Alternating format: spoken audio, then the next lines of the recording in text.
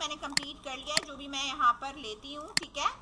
और यहाँ मेरे पास कैटेगरी आती है, देन कैटेगरी के हिसाब से मेरे पास उसके प्रोडक्ट्स आ रहे होते हैं, R1 एंड R2, जो भी इसका हमने अभी की रखी हुई है, सही है।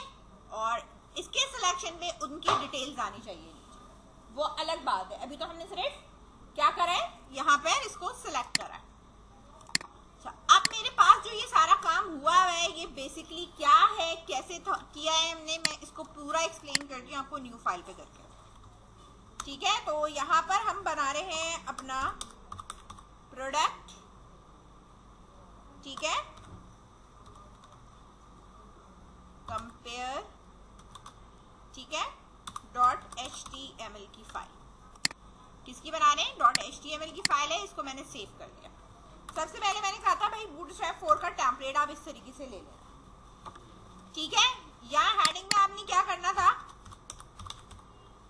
प्रोडक्ट या कंपेयर प्रोडक्ट जो भी था उसका आपने यहाँ पे ये लिख देना, ऐसे ही है, ठीक है। यहाँ पर हमारे पास डेस्कटॉप के ऊपर ये मेरे पास मौजूद है प्रोडक्ट कंपेयर का, तो मैं इसे ओपन विद करके ये ब्राउजर पे भी खोल के रखती हूँ ताकि आपको ये नजर है ब्लैंक है, आ रहा है।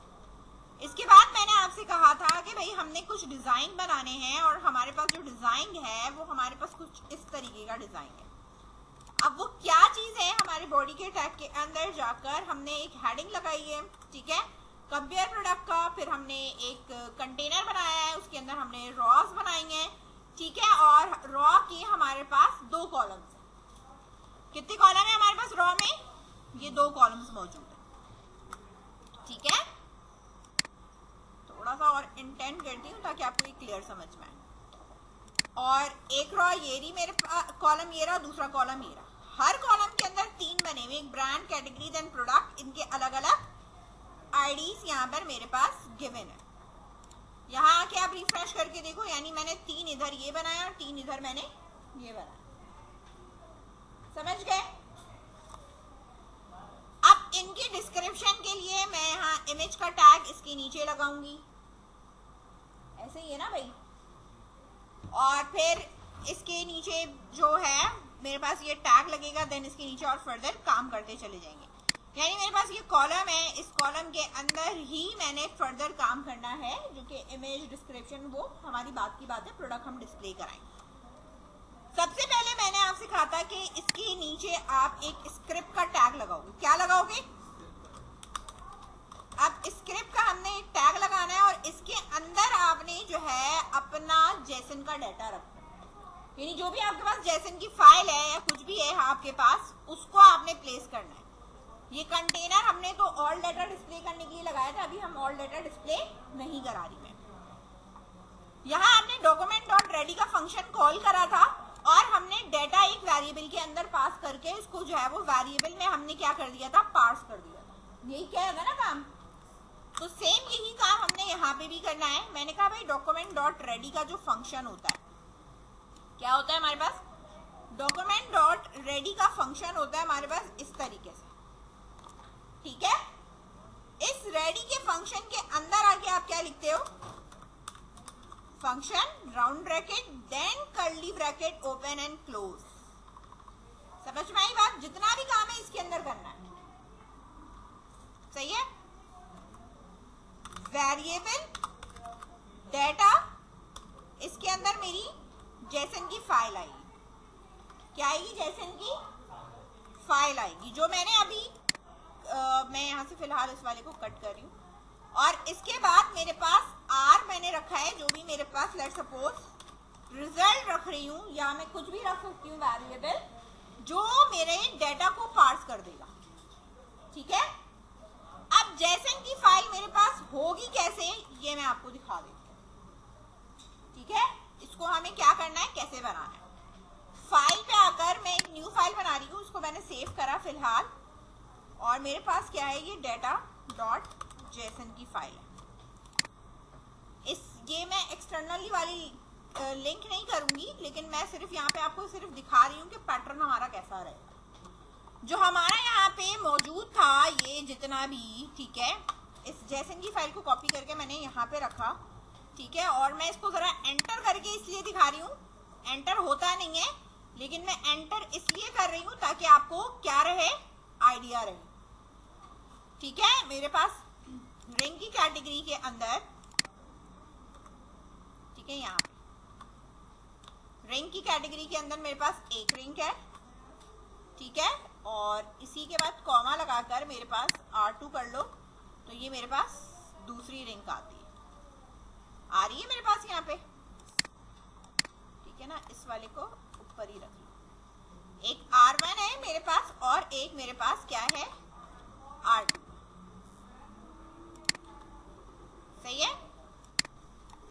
अच्छा, फर्दर आप आगे आएंगे, हम अपने ब्रैकेट्स को यहाँ पे क्लोज करेंगे। ये मेरे पास R1 देन R2 की जो भी है, जितनी रिंग होगी इसी के आगे होगा। यहाँ पे रिंग का नाम आता है, जो भी कोड होता है ना प्रोडक्ट का, वो कोड आएगा कि आपके पास सिल्वर रिंग देखना है, कौन सी रिंग देखनी है, जो भी प्रोडक्ट का कोड है। अभी तो मैंने फर्जी दे दिया था R1 R2, ठीक है। और इसके बाद हमारे पास देखो, रिंग के बाद अब मेरे पास जो बारी है वो किस चीज की है, ब्रेसलेट की है। अब ब्रेसलेट के अंदर मेरे पास जो डेटा होना चाहिए वो मेरे पास कर्ली ब्रैकेट में होगा। किस में होगा? अब मैं इसको सही कर देती हूँ क्योंकि आज हमने क्यूरीज लगा ली है तो इसको भी हम सेट कर लेंगे। अब ब्रेसलेट में भी मेरे पास जैसे रिंग के अंदर हमारे पास डेटा है, सेम इसी तरीके से, यानी सेम इसी पैटर्न को मैं कॉपी कर रही हूँ, अंदर चीजें चेंज कर लूंगी। कॉपी करा मैंने इतना पोर्शन और मैंने इसके ऊपर जाके लगा दिया यहाँ पे। ये हो गया मेरे पास ब्रेसलेट का डेटा, हो गया ना।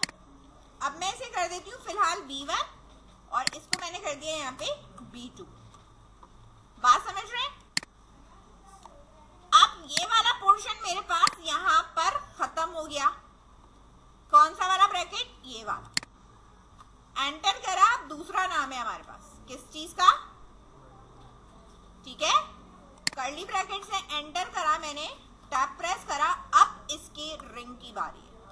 अब क्या है, इसकी रिंग की बारी है ना। अब इसकी रिंग और इसके नेकलेस की बारी। इधर रिंग और ब्रेसलेट है, इस वाले ज्वेलर्स के पास क्या है, रिंग और नेकलेस। बात समझ रहे हैं? अब रिंग यही सेम मैंने कॉपी करी, रिंग की चीजें कॉपी करा, ठीक है। इस वाले को जरा मैं एंटर कर लूं, 1 मिनट, ठीक है, ऐसे। और कर्ली ब्रैकेट्स भी मैं जरा नीचे ले जाती हूँ, कंट्रोल Z। ये वाला यहाँ पे मेरे पास क्लोज होगा, यहाँ एंटर करा और ये वाला यहाँ क्लोज होगा। इस ABC की जगह पे मैंने यहाँ पे क्या कहा है, जो रिंग का कर्ली ब्रैकेट है वो मैंने यहाँ पे पेस्ट कर दिया, समझ गए? और कॉमा इसके साथ लगेगा, ठीक है। बात समझ में आई? अब XYZ है, इसकी जगह पे भी मैंने यहाँ पे क्या करा है, सेम पेस्ट करा, ठीक है। अब ये मेरे पास N1 और N2 हो जाए। अच्छा, यहाँ ब्रैकेट्स हम देख लेते हैं कि हमारा कोई रह गया है या कोई एक्स्ट्रा हमारे पास आ रहा है।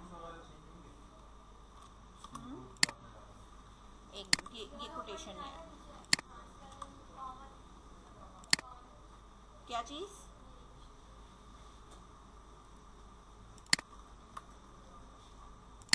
ये रिंग हो गया ना मेरे पास इस तरह, ठीक है। ये आ रहा है मेरे पास यहाँ पे,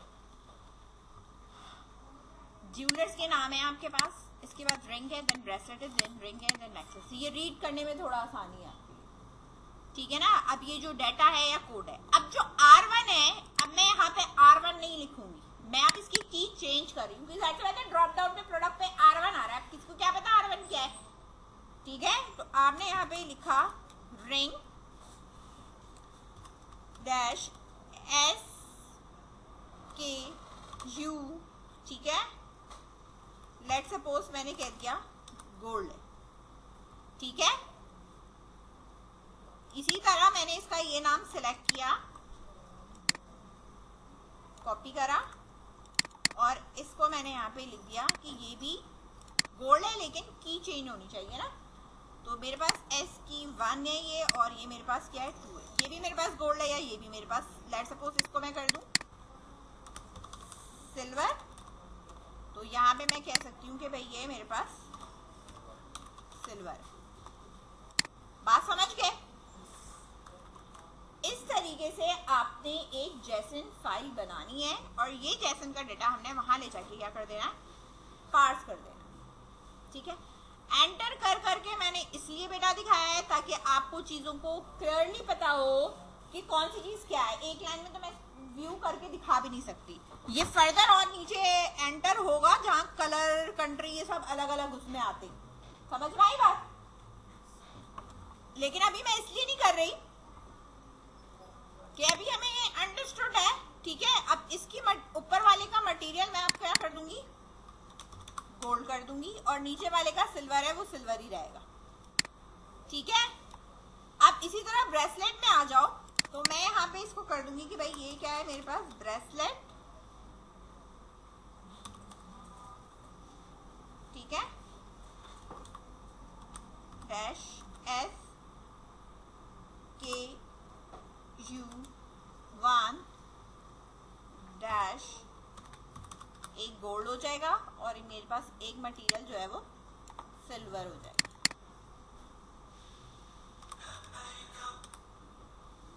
ठीक है,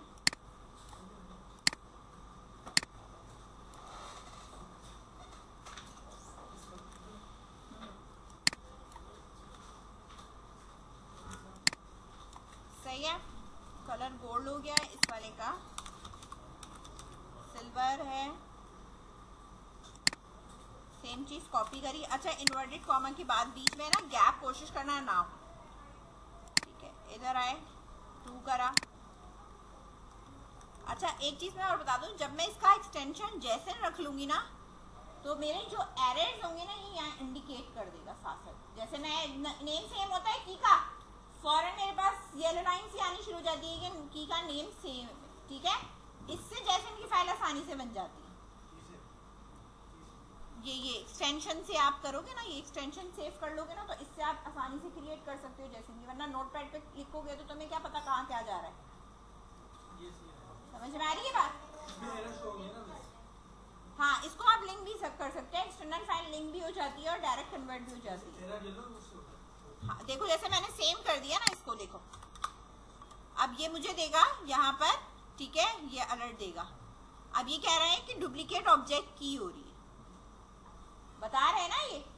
ठीक है, कहीं पे अगर मैं लेट सपोज गलती से मैंने यहाँ पे लगा दिया डबल कॉलन, अब ये एरर है ना मेरा, तो ये कह रहे हैं वैल्यू जो एक्सपेक्टेड है कोई और एक्सपेक्टेड है बीच में, लेकिन आप क्या कुछ गलत काम कर रहे हैं।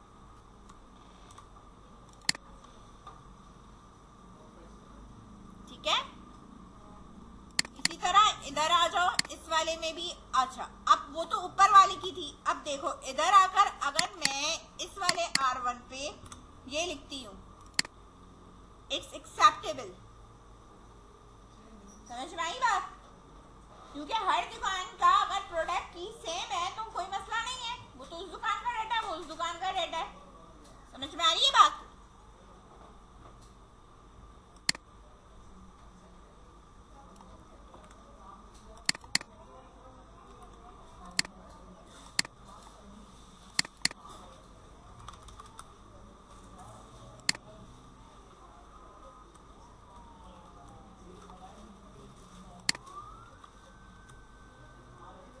इसका मैंने ये कर दिया।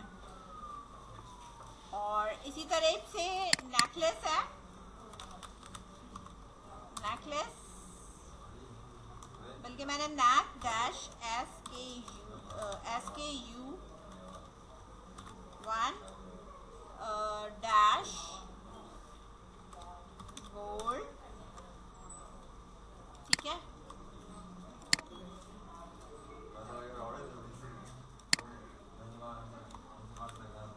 Copy paste then 2। ठीक है, बाकी मैंने कोई चीज चेंज नहीं करी, सेव कर दिया है। हाँ, इमेज अगर मुझे यहाँ पे लगानी है, जैसे ये आपके पास कलर है ना, इसी के आगे यहाँ कॉमा लगा लो, यहाँ पे लिख देती हूँ मैं यहाँ पे। ठीक है, कॉमा लगाया मैंने और ब्रैकेट में मैंने लिख दिया है यहाँ पे इमेज है और कॉलन लगाया और इन्वर्टेड कॉमास के अंदर यहाँ पे आपने कह दिया कि मुझे ये मिलेगी इमेजेस के फोल्डर के अंदर जाके, क्योंकि ये रिंग है तो रिंग का एक फोल्डर होगा और उसके अंदर लेट्स सपोज मेरे पास रिंग जो इसके कोड है ना उसी के नाम से आपने पिक्चर रखनी है। लेट्स सपोज SKU1, ठीक है, डैश अंडरस्कोर, ठीक है, जो भी है SK1.jpg। अच्छा, रिंग करके भी आप लगा सकते हो यहाँ पे। ये लेट्स सपोज ARY ज्वेलर्स का है तो ARY का फोल्डर के अंदर उसकी है, सही है ना। फर्दर नेस्टेड फोल्डर आप यहाँ पे लगा सकते हो इस तरह। बात समझ में आई? बाकी पिक्चर्स भी हम लगा लेते हैं बाकी पे भी, ताकि ये इमेज वाला काम भी हो जाए साथ से। हाँ, इमेज हम सेव कर लेंगे ना बेटा, ठीक है। ये देखो, ये रही आपकी दूसरी पिक्चर, ठीक है, SKU2, ठीक है। एक पे मैंने लगा दिए, बाकी सब पे इसी तरह सेम पे